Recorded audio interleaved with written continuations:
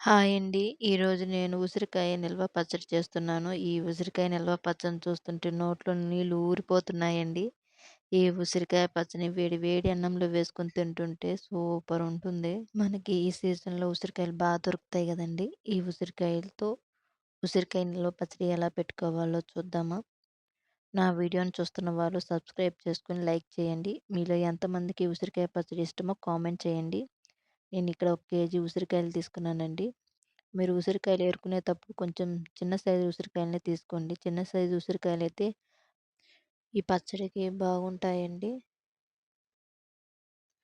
ఇక్కడ ఉసిరికాయలని శుభ్రంగా నీటిలో శుభ్రంగా ఈ విధంగా మొత్తాన్ని శుభ్రంగా కడుక్కున్నాను. కడుక్కొని వాటిని ఒక పొడి గుడ్డ వాటిలో తేమ లేకుండా శుభ్రంగా తుడుచుకోవాలండి. ఇందులో తేమ ఏదన్నా కొంచెం ఉన్నా పచ్చడి నిల్వ ఉండదండి. బూజు పట్టి పాడైపోతుంది.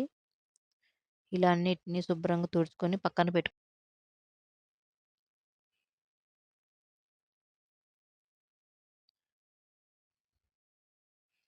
నేనిక్కడ ఒక కేజీ ఉసిరికాయలకి నేను 100 గ్రాముల చింతపండు తీసుకున్నాను. ఈ 100 గ్రాముల చింతపండులో నేను కొన్ని వేడి నీళ్లు పోసి కొంచెం సేపు నానబెట్టుకున్నానండి. ఈ ఉసిరికాయలతోటి రకరకాల పచ్చళ్ళు పెట్టుకోవచ్చండి. ఉసిరికాయ తొక్కు పచ్చడని, ఉసిరికాయ పండు మిర్చి పచ్చడని, ఉసిరికాయ అల్లం పచ్చడని ఇలా రకరకాలుగా పచ్చళ్ళు పెట్టుకోవచ్చు. మీకు ఎలాంటి పచ్చడి అంటే ఇష్టమో కామెంట్ చేయండి. నేనిక్కడ నేనిక్కడ ఒక గ్యాస్ మీద ఒక పెనం పెట్టుకున్నాను. ఈ పెనం వేడైనాక ఇక్కడ చూపిస్తున్న స్పూన్ తోటి 2 స్పూన్లు నేను మెంతులు తీసుకున్నాను. మెంతులు తీసుకొని బాగా వేయించుకుంటున్నాను. లో ఫ్లేమ్ మీద దోరగా ఈ విధంగా కొంచెం బ్రౌన్ కలర్ మారిన తర్వాత తీసేసుకోవాలి. అదే స్పూన్ తోటి 3 స్పూన్లు నేను ఆవాలు తీసుకున్నాను. ఈ ఆవాలను కూడా లో ఫ్లేమ్‌లో బాగా వేయించుకోవాలి. ఇవి కొంచెం చిటపటలాడేంత వరకు వేయించుకొని తీసి పక్కన పెట్టుకున్నాను.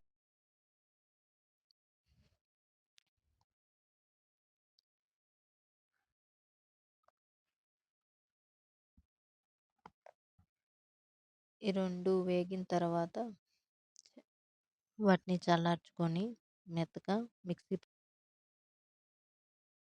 ఈ విధంగా మెత్తగా మిక్సీ పట్టుకొని పక్కన పెట్టుకున్నాను. నేనిక్కడ ఇక్కడ నేను ఒక బాండీ పెట్టుకొని, ఆ బాండీలో నేను అర కేజీ వేరుశెనగ నూనె తీసుకున్నాను. ఇలా వేరుశెనగ నూనె హీట్ అయిన తర్వాత అందులో నేను ముందుగానే శుభ్రంగా తుడిచిపెట్టుకున్న ఉసిరికాయలను వేయించుకుంటున్నాను. వేరుశెనగ నూనె ఇలాంటి నిల్వ పచ్చళ్ళకి మంచిగా బావుంటుందండి. నేనిక్కడ మిగిలిన ఉసిరికాయలను కూడా వేసుకొని వేయించుకుంటున్నాను. కొంచెం లోతుగా ఉండే బాండీలు తీసుకొని వేయించుకోండి. అప్పుడు ఉసిరికాయలనేవి నూనెలో బాగా మునిగి తొందరగా ఫ్రై అవుతాయి. నేనిక్కడ చూపిచ్చే విధంగా ఉసిరికాయలని ఫ్రై చేసి పక్కన పెట్టుకోండి. ఈ విధంగా ఫ్రై చేసి పక్కన పెట్టుకున్నాను.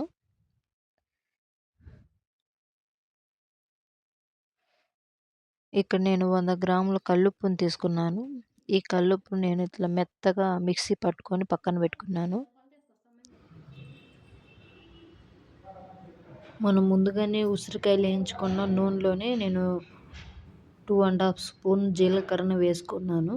అందులోనే 1 స్పూన్ ఆవాలు కూడా వేసుకొని బాగా ఫ్రై చేసుకోవాలి.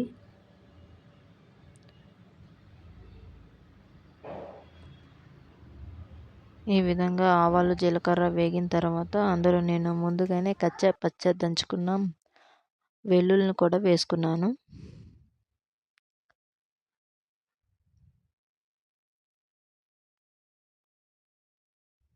ఈ విధంగా వెల్లుల్లి కూడా వేగిన తర్వాత అందులో నేను ఒక 6, 7 ఎండు మిరపకాయలను కూడా వేసుకున్నాను.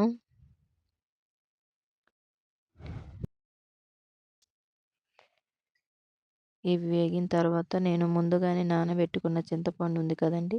దాన్ని మెత్తగా మిక్సీ చేసుకొని అందులో చింతపండు తొక్కలు ఏమీ లేకుండా నీట్‌గా ఉండేటట్టు మొత్తం పిసుకొని పక్కన పెట్టుకోండి. అర స్పూన్ పసుపు కూడా యాడ్ చేసుకోవాలి. ఈ విధంగా అన్నీ యాడ్ చేసుకొని బాగా ఫ్రై అయిన తర్వాత మనం ముందుగానే మెత్తగా మిక్సీ పట్టుకొని పెట్టుకున్న చింతపండు గుజ్జును కూడా యాడ్ చేసుకోవాలండి. ఈ విధంగా మెత్తగా ఉండాలి. ఈ చింతపండు గుజ్జును గూడా దీంట్లో యాడ్ చేసుకొని, దీంట్లో పచ్చి వాసన పోయేంత వరకు బాగా వేయించుకోవాలి.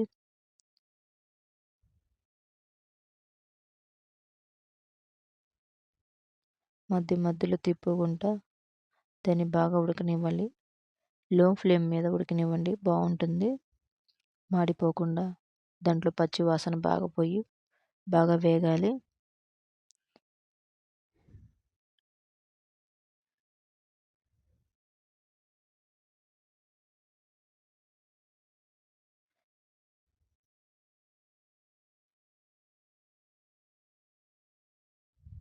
ఈ విధంగా దాంట్లో పచ్చివాసన పోయిన తర్వాత, వేగిన తర్వాత వంటించుకొని, చల్లార్చుకొని పక్కన పెట్టుకోవాలి.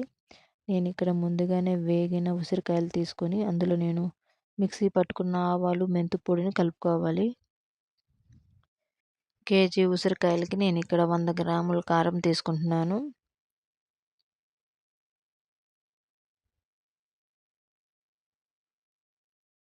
100 గ్రాములు ఉప్పుని తీసుకుంటున్నాను. నేను ముందుగానే వీటిని మెత్తగా మిక్సీ చేసి పక్కన పెట్టుకున్నాను కదండీ!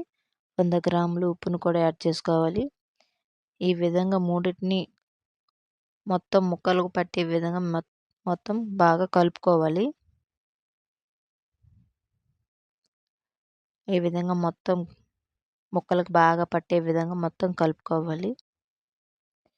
ఇలా కలుపుకొని పక్కన పెట్టుకోవాలి. ఇక్కడ మనం ముందుగానే ఈ చింతపండు గుజ్జు ఉంటది కదండీ! అది చల్లారిన తర్వాత ఈ ముక్కల్లో యాడ్ చేసుకోవాలి.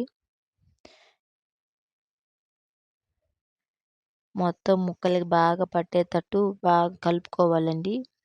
చింతపండు గుజ్జు, నూనె మొత్తం ముక్కలకి బాగా పట్టేటట్టు స్పూన్ తోటి బాగా కలుపుకోండి. ఈ విధంగా మొత్తం కలుపుకోవాలి. ఈ విధంగా కలుపుకున్నాక 2 రోజులు కొంచెం మగ్గిన తర్వాత తింటే సూపర్ ఉంటుందండి. అంతే అండి. ఎంతో టేస్టీగా యమ్మీగా ఉండే ఉసిరికాయ నిల్వ పచ్చడి రెడీ అండి. కొంచెం పెరుగన్నంలో కొంచెం ఉసిరికాయ ముక్కను వేసుకొని తింటుంటే బావుంటది.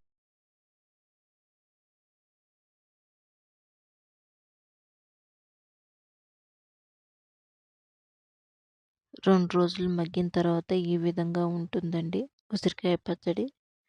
ఈ విధంగా ముక్కలన్నీ ఆ గుజ్జులో బాగా మగ్గి సూపర్‌గా ఉంటుంది.